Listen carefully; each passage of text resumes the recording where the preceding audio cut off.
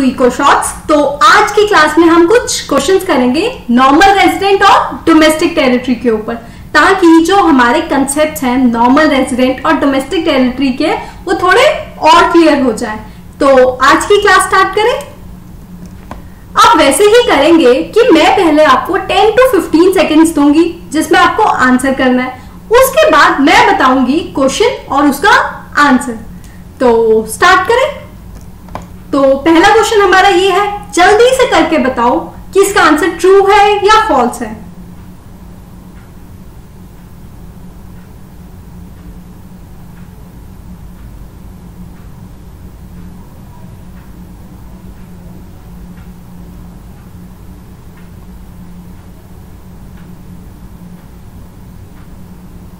तो सबने कर लिया या नहीं किया अभी तक?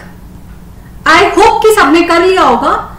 तो पहला क्वेश्चन हमारा है ट्रू या फॉल्स। जो कंसेप्ट है नॉर्मल रेजिडेंट का, उसके अंदर सिर्फ इंडिविजुअल्स आते हैं क्या?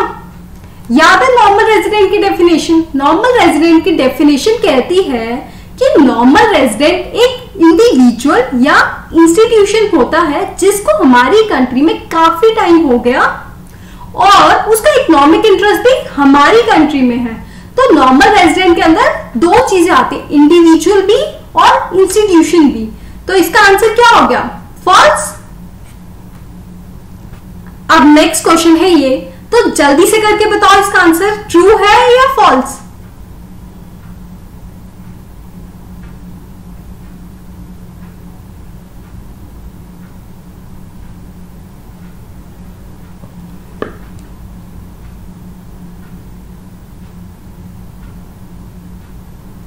तो कर लिया सबने? इसमें क्या है कि एक इंडियन है, वो इंडियन एम्बेसी में काम कर रहा है और वो इंडियन एम्बेसी कहां पे लोकेटेड है? यूएसए में। और उसको इंडियन को काम करते करते 1 साल से ज्यादा हो गया, तो वो नॉर्मल रेजिडेंट यूएसए का माना जाएगा क्या? याद है आप सबको कि ये एक एक्सेप्शन है। इसमें क्या होता है, जो एम्प्लॉयज होते हैं किसी एम्बेसी के या कंसुलेट के, वो उसी कंट्री के नॉर्मल रेजिडेंट कंसिडर किए जाते हैं जिस कंट्री की वो एम्बेसी या कंसुलेट है। तो इसमें क्या है कि इंडियन है, वो इंडियन एम्बेसी में काम कर रहा है, तो वो हमारी कंट्री का नॉर्मल रेजिडेंट माना जाएगा। अगर उसको 1 साल से ज्यादा हो गया तो भी कोई बात नहीं, तो भी वो हमारी कंट्री का नॉर्मल रेजिडेंट माना जाएगा। कहां का? इंडिया का। क्यों? क्योंकि वो हमारी कंट्री के इंटरेस्ट के लिए वहां पर काम कर रहा है। तो इसका आंसर क्या है? इसका आंसर है फॉल्स। वो कहां का नॉर्मल रेजिडेंट माना जाएगा? इंडिया का, क्योंकि वो हमारी कंट्री के इंटरेस्ट के लिए यूएसए में काम कर रहा है। तो ये याद रखना है, ये एक इंपॉर्टेंट क्वेश्चन है। तो नेक्स्ट क्वेश्चन हमारा ये है, जल्दी से करो और बताओ।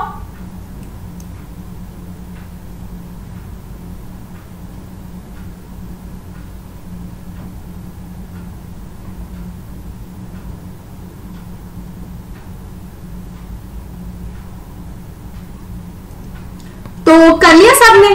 इसमें क्या है कि जो यूएनओ है, यूएनओ क्या है? एक इंटरनेशनल ऑर्गेनाइजेशन, तो वो हमारी कंट्री में लोकेटेड है। नॉर्मल रेजिडेंट इंडिया का माना जाएगा या इंटरनेशनल एरिया का? याद है क्या था? जो इंटरनेशनल ऑर्गेनाइजेशंस होती हैं वो किसी कंट्री की नॉर्मल रेजिडेंट कंसिडर नहीं की जाती। वो कहां की नॉर्मल रेजिडेंट कंसिडर की जाती है? इंटरनेशनल एरिया की। तो इसका आंसर क्या है? बी। अब नेक्स्ट क्वेश्चन है आपका ये, करो और बताओ।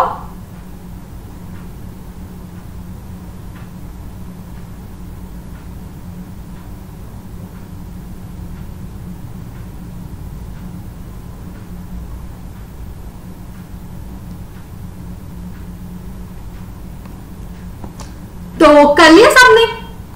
इसमें क्या है, एक अमेरिकन है जो यूएनओ में काम कर रहा है, और यूएनओ कहां पे लोकेटेड है? इंडिया में। एक इंटरनेशनल ऑर्गेनाइजेशन हमारी कंट्री में लोकेटेड है और उसके अंदर एक अमेरिकन काम कर रहा है, तो वो नॉर्मल रेजिडेंट कहां का माना जाएगा? अमेरिका का, क्योंकि वो अमेरिकन है। इंडिया का, क्योंकि ऑर्गेनाइजेशन जो है वो इंडिया में लोकेटेड है। क्या इंटरनेशनल एरिया का? क्यों? क्योंकि जो यूएनओ है वो एक इंटरनेशनल ऑर्गेनाइजेशन है जो नॉर्मल रेजिडेंट इंटरनेशनल एरिया के कंसिडर की जाती है। तो अब इसका आंसर क्या होगा?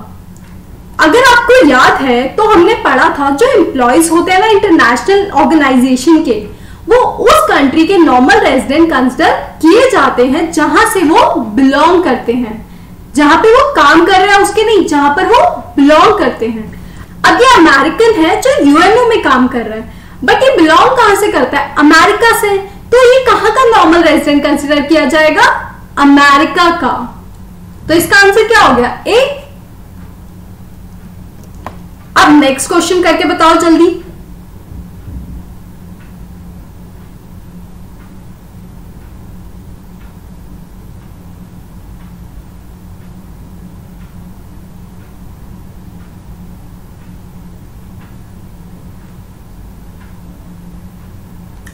इसमें क्या है कि एक अमेरिकन है जो यूएनओ में काम कर रहा है, जो कहां पर लोकेटेड है? इंडिया में। तो यूएनओ क्या है? यूएनओ एक इंटरनेशनल ऑर्गेनाइजेशन है। ये नॉर्मल रेजिडेंट किसका कंसिडर किया जाता है? इंटरनेशनल एरिया का। और जो ये ऑफिस है वो इंडिया में है। हमने पढ़ा था कि ये जो अमेरिकन है अगर यूएनओ में काम कर रहा है जो इंडिया में लोकेटेड है, तो वो उस कंट्री का नॉर्मल रेजिडेंट कंसिडर किया जाएगा जिस कंट्री से वो बिलोंग करता है। तो अमेरिकन अगर यूएनओ में काम कर रहा है जो इंडिया में लोकेटेड है, वो अमेरिका का नॉर्मल रेजिडेंट कंसिडर किया जाएगा। बट अगर उसका स्टे 1 साल से ज्यादा हो गया या उसे 1 साल से ज्यादा हो गया काम करते करते यूएनओ में, तो वो उस कंट्री का नॉर्मल रेजिडेंट कंसिडर किया जाता है जिस कंट्री में वो ऑर्गेनाइजेशन है। तो इस केस में जो अमेरिकन है वो हमारी कंट्री का नॉर्मल रेजिडेंट कंसिडर किया जाएगा। कहां का किया जाएगा? इंडिया का। क्यों? क्योंकि अमेरिकन को 1 साल से ज्यादा हो गया यूएनओ में काम करते करते, और वो जो ऑर्गेनाइजेशन है वो इंडिया में लोकेटेड है, तो वो नॉर्मल रेजिडेंट इंडिया का कंसिडर किया जाएगा अगर उसको 1 साल से ज्यादा हो गया हमारी कंट्री में रहते रहते। तो समझ आया? अब नेक्स्ट क्वेश्चन करो।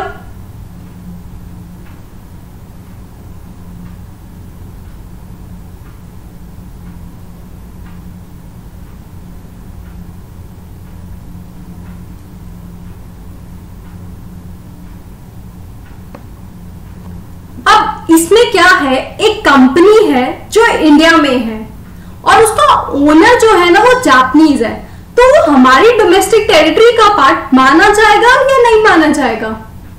अब जब भी डोमेस्टिक टेरिटरी की बात हो ना, सबसे पहले देखो कि जो एक्सेप्शंस हमने पढ़ी है उसमें से तो कुछ नहीं है। अगर है तो उसमें से लग जाएगा, अगर नहीं है तो बस फिर वो देखना है कि वो जो कंपनी है या वो ऑर्गेनाइजेशन वो हमारी कंट्री में लोकेटेड है या नहीं है। अगर हमारी कंट्री में लोकेटेड होगा तो डोमेस्टिक टेरिटरी का पार्ट माना जाएगा, नहीं होगा तो नहीं माना जाएगा। तो सिंपल सी चीज है, बस ये देखना है वो कंपनी या वो ऑर्गेनाइजेशन हमारी कंट्री में है या नहीं है, और अगर है तो माना जाएगा डोमेस्टिक टेरिटरी का पार्ट, नहीं है तो नहीं माना जाएगा। बट एक्सेप्शन को याद रखना, जो एम्बेसीज कॉन्सुलेट्स वो हमारी कंट्री में नहीं है बट वो हमारी डोमेस्टिक टेरिटरी का पार्ट है। तो अब इसमें क्या है, कोई एक्सेप्शन तो लग नहीं रही, ना एम्बेसी के बारे में बात हो रही है, ना कंसुलेट्स के बारे में बात हो रही है, ना एयरक्राफ्ट्स के बारे में बात हो रही है, ना हमारी शिप्स के बारे में बात हो रही है, ना फिशिंग वेसल्स हैं। तो इसमें क्या है, इसमें सिंपल सी बात हो रही है कि एक कंपनी है जो इंडिया में है बट उसका ओनर जापानीज है। तो हमें अब इसमें बस ये देखना है कि अगर वो कंपनी हमारी कंट्री में है तो हमारी डोमेस्टिक टेरिटरी का पार्ट है, और इस केस में वो कंपनी हमारी कंट्री में है ना, तो ये हमारी डोमेस्टिक टेरिटरी का पार्ट माना जाएगा। अब उसका ओनर कोई भी हो, हमें कोई फर्क नहीं पड़ता। तो इसका आंसर हो गया ट्रू। अब नेक्स्ट क्वेश्चन करके बताओ।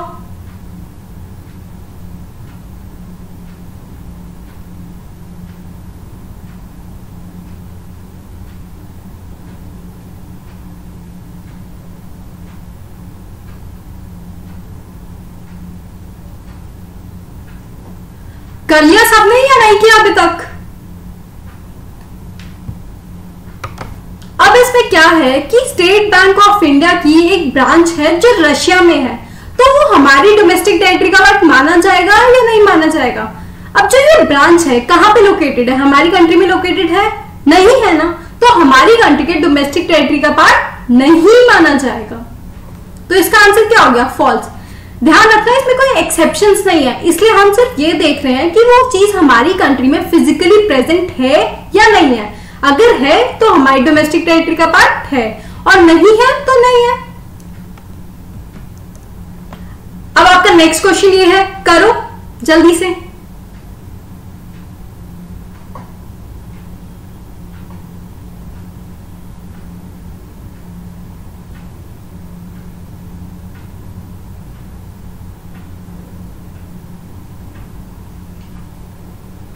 कर लिया सबने? कर लिया सबने? अब इसमें क्या है कि एक जापानीज एम्बेसी है। क्या है? एम्बेसी। तो ये एक्सेप्शंस में से एक है, वो इंडिया में है, तो हमारी डोमेस्टिक टेरिटरी का पार्ट माना जाएगा या नहीं माना जाएगा?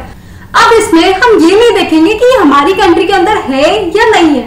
इसमें हमारी जो एक्सेप्शन होती है वो क्या कहती है कि जो एम्बेसी है ना, जिसकी एम्बेसी है वो उसी की डोमेस्टिक टेरिटरी का पार्ट माना जाएगा, वो कहीं पे भी लोकेटेड हो, उससे फर्क नहीं पड़ता।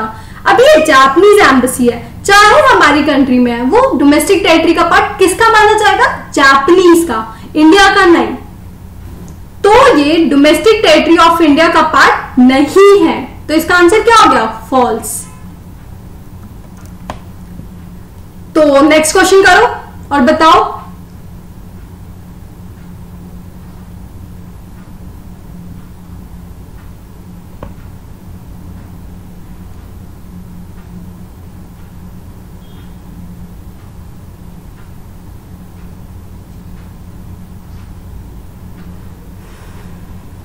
इसमें क्या है कि एक इंडियन टूरिस्ट है, वो यूएसए में घूमने आया है 2 महीने के लिए, तो वो नॉर्मल रेजिडेंट कहाँ का कंसिडर किया जाएगा? इंडिया का या नहीं?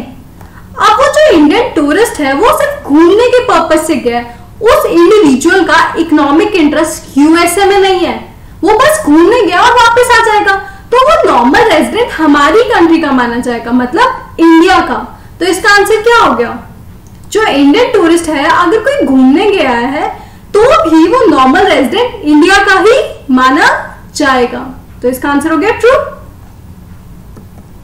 अब नेक्स्ट क्वेश्चन करें, आप करो और बताओ।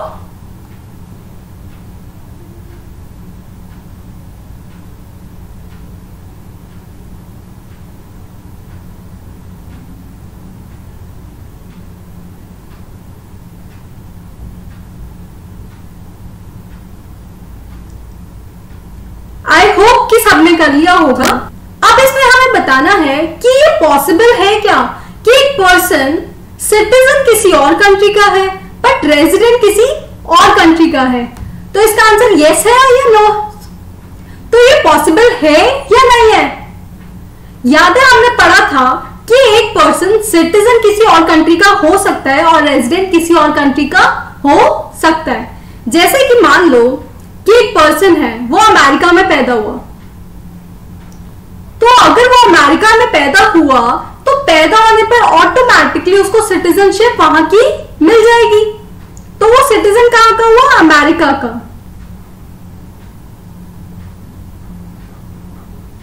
अब वो इंडिया में आके रहने लग गया और वो जॉब भी यहीं पे कर रहा है और उसको इंडिया में 1 साल से ऊपर हो गया, इनफैक्ट उसको 4-5 साल हो गए इंडिया में रहते रहते, तो वो हमारी कंट्री का नॉर्मल रेजिडेंट कंसिडर किया जाएगा, इंडिया का वो नॉर्मल रेजिडेंट कंसिडर किया जाएगा, नॉर्मल रेजिडेंट।